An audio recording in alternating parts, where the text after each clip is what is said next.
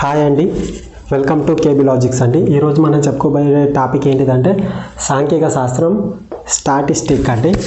ఇది చాలా ఇంపార్టెంట్ అండి. కంపల్సరీ ఒక బిట్ వస్తుంది, ప్రతి షిఫ్ట్లో ఒక బిట్ వస్తుంది. ఇది చూడండి అమ్మా. ఇప్పుడు మార్నింగ్ ఎంత అవుతుందంటే 3 o'clock అవుతుందండి. నేను మీకోసం ఇంత కష్టపడి వీడియోస్ తీస్తే మీరేమో కనీసం చూస్తున్నారు తప్ప లైక్ మాత్రం చేయట్లేదు, అదేవిధంగా షేర్ కూడా చేయట్లేదు. కామెంట్ చేయండి అమ్మా, కామెంట్ చేయండి. చేసేదే మీకోసం కాబట్టి కామెంట్ చేయండి, ఓకేనా? చూడండి అమ్మా, మన టాపిక్లోకి వెళ్దాం. ఇక్కడ చూడండి, మీన్, మీడియన్, మోడ్, రేంజ్. అసలు ఇవంటే ఏంటి? ఏం లేదమ్మా. మీన్ అంటేనేమో అంక మధ్యమం లేదా సగటు లేదా మధ్యమం. ఇక్కడ చూడండి మీడియన్ అంటే మధ్యగతం లేదా మధ్యస్థం లేదా మధ్యస్థం. మోడ్ అంటేనేమో బహుళకం. రేంజ్ అంటేనేమో వ్యాప్తి. మరి ప్రతి దాని గురించి మీకు ఇష్ట క్లారిటీగా వివరిస్తానండి. అంక మధ్యం అంటే ఏం లేదు, మొత్తం బై రాసుల సంఖ్య, ఓకేనా? సమ్ ఆఫ్ అబ్జర్వేషన్ బై, చూడండి, అంక మధ్యమం సగటు మధ్యమం దీని అంటారు. రాసుల మొత్తం బై రాసుల సంఖ్య, some of observation by number of observation, ఓకేనా? అది ఏం చేయాలి, మనం సగటు అనుకుంటాం కదా, ఆ విధంగానే కనుక్కోవాలి. ఎగ్జాంపుల్గా చెప్తాను చూడండి. ఇది ఎగ్జాంపుల్గా 1 2 3 4 ఉందమ్మా. వీటి మొత్తం ఎంత అవుతుంది? ఇవి రాసుల మొత్తం. ఇవి రాసుల మొత్తం ఎంత అవుతుందమ్మా? మన సూత్రం ఏంటిది? రాసుల మొత్తం బై రాసుల సంఖ్య. చూడమ్మా, ఇటు 1 2 3 7 9 10 అవుతుంది. 10 కదమ్మా, 10/4. ఇప్పుడు దీన్ని వేస్తే మనకు ఆన్సర్ వచ్చేది అది సగటు అవుతుంది. అదేవిధంగా మధ్యగతం అంటే ఏం లేదు, మధ్యగతం అంటే కొన్ని నంబర్స్ ఉంటాయి. ఇప్పుడు 1 2 3 4 5 ఉందమ్మా. ఇందులో మనము అయితే దీన్ని ఆరోహణ లేకపోతే అవరోహణ క్రమంలో రాసి మధ్య విలువ ఉంటుంది చూసినావా, దాన్ని మధ్యగతం అంటారు. అర్థమైందిగా? సగటు అంటే ఏం లేదమ్మా, ఒక నెంబర్స్ ఇస్తారు. నెంబర్ ఇచ్చిన తర్వాత వాటి మొత్తం రాసుల మొత్తం కనుక్కోవాలి. తర్వాత ఎన్ని నెంబర్స్ ఉన్నాయో బై అన్ని నెంబర్స్ వేయాలి. రాసుల మొత్తం బై రాసుల సంఖ్య, దాన్ని సగటు అంటారు.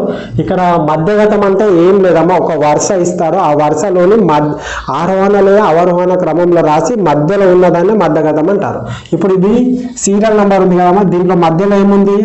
ఇది ఏమిటి? ఆరోహణ క్రమంలో ఉంది. సో మధ్యలో ఏముందమ్మా? ఇది మధ్యలో ఉంది కాబట్టి ఇదే మధ్యగతం అవుతుంది, ఓకేనా? అదేవిధంగా బహుళకం ఏం లేదమ్మా, ఒక ఆర్డర్ ఇస్తాడు. ఇప్పుడు 1 2 3 4 5 3 ఉందమ్మా. ఇది ఒక సిరీస్ ఉంది. ఈ సిరీస్లో ఎక్కువ సార్లు ఏ నెంబర్ అయితే రిపీట్ అవుతుందో దానినే మన బహుళకం అంటారు. ఒకవేళ 2 నంబర్లు కూడా సమానంగా 4 సార్లు రిపీట్ అయ్యి, ఇప్పుడు 2 అనేది 4 సార్లు రిపీట్ అయింది, 3 అనేది కూడా 4 సార్లు రిపీట్ అయింది. అప్పుడు బహుళకం ఏమవుతుంది? 2, 3 అవుతుంది. ఇప్పుడు చూడండి, ఇందులో బహుళకం ఏమవుతుందమ్మా? ఇక్కడ 3 ఉంది. 3 అనేది 2 సార్లు రిపీట్ అవుతుంది కాబట్టి దీని యొక్క బహుళకం ఏంటిది? 3. ఈ విధంగా. ఇక రేంజ్ అంటే ఏం లేదమ్మా. రేంజ్ అంటే ఏంటి? వ్యాప్తి అంటే ఏంటిదంటే గరిష్ట విలువ నుంచి కనిష్ట విలువను తీసేస్తేనే వ్యాప్తి వస్తుంది.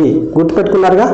గరిష్ట విలువ నుంచి కనిష్ట విలువను తీసేస్తేనే వ్యాప్తి వస్తుంది. ఫస్ట్ ఏంటండి, అంక మధ్యమం అంటే ఏం లేదు, రాసుల మొత్తం బై రాసుల సంఖ్య. మధ్యగతం అంటే ఏం లేదు, ఆరోహణ అవరోహణ క్రమంలో రాసి మధ్యలో ఉన్న దాన్ని మధ్య విలువ అంటారు. బహుళకం అంటే ఎక్కువ సార్లు ఏది రిపీట్ అయితే దాన్నే బహుళకం అంటారు. వ్యాప్తి అంటే గరిష్ట విలువ నుంచి కనిష్ట విలువను తీసేయాలి. ఇప్పుడు 1 2 3 4 5 ఉందమ్మా. ఇందులో గరిష్ట విలువ ఏది? 5. ఇందులో కనిష్ట విలువ ఏది? 1. సో 5 - 1 అంటే 4. ఇది దీన్ని వ్యాప్తి అంటారు, ఓకేనా? అదేవిధంగా మనకు సగటు మరియు మధ్యగతము బహుళకానికి ఒక ఫార్ములా ఉంటుంది. ఆ ఫార్ములా కంపల్సరీ మీరు నేర్చుకోవాలమ్మా. ఒక్కొక్కసారి డైరెక్ట్ అడిగిన సందర్భాలు ఉన్నాయి, ఓకే? అది ఏంటిదంటే అమ్మా, బహుళకం, ఓకేనా? బహుళకం ఈజ్ ఈక్వల్ టు బహుళకం కదమ్మా. బహుళకం ఈజ్ ఈక్వల్ టు 3m అంటే మధ్యగతం అమ్మా.